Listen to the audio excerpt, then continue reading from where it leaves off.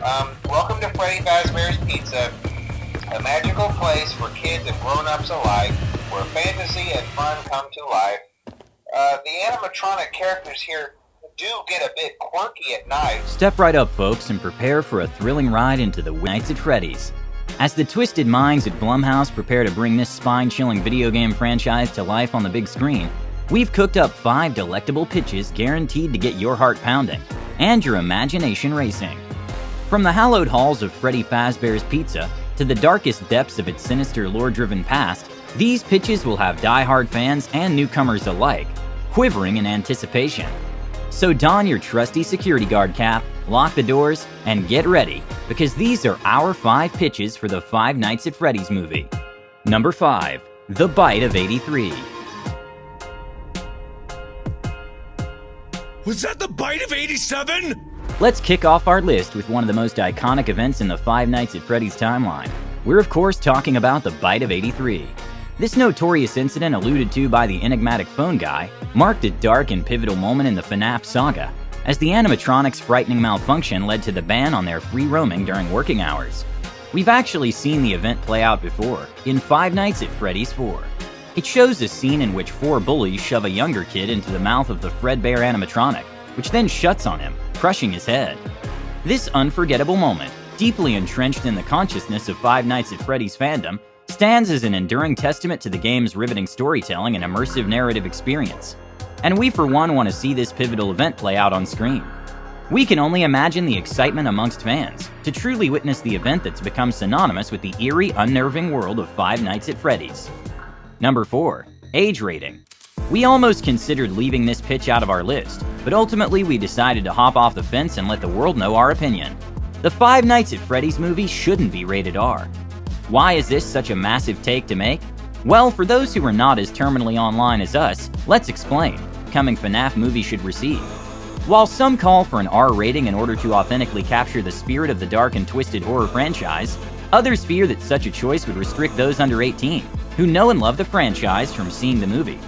Despite fans' fears that a PG-13 rating will hinder the project, there are many successful horror movies with this same rating. In fact, a trademark of Five Nights at Freddy's is its ability to spook viewers without explicit visuals, leaving most of what lurks in shadows up for our imagination. The success of R-rated horror films like It demonstrates that this R rating shouldn't be overlooked entirely. But again, the previously mentioned It has been a staple of pop culture for far longer than FNAF has, in turn widening the target audience and overall brand recognition factor.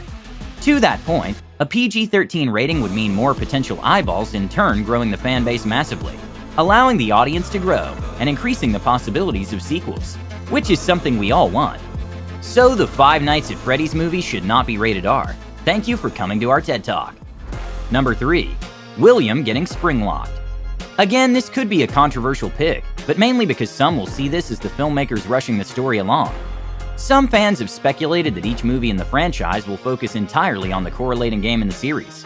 So the first movie naturally would focus on Five Nights at Freddy's 1 and nothing else. We gotta say, this is wishful thinking. The first FNAF game has a playtime of around 2 hours. So if the filmmakers really want to make this first movie a box office and critical success, they're gonna have to pull from way more sources than just the OG game.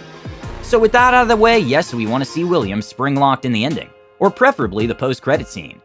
Just like the Bite of 83, we have seen this scene depicted in the franchise previously.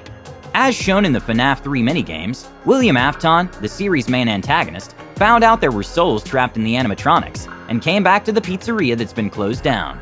The souls were freed from the animatronics, and cornered William Afton into the safe room. Trying to protect himself, William put himself into the spring Bonnie suit. However, as the room was wet due to raindrops, the faulty spring locks in the suit started to malfunction and snapped, severely impaling William and killing him, in turn birthing Springtrap.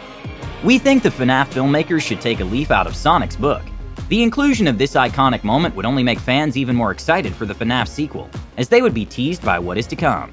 That what being one of the most popular characters in the entire franchise. Number 2. The Animatronics.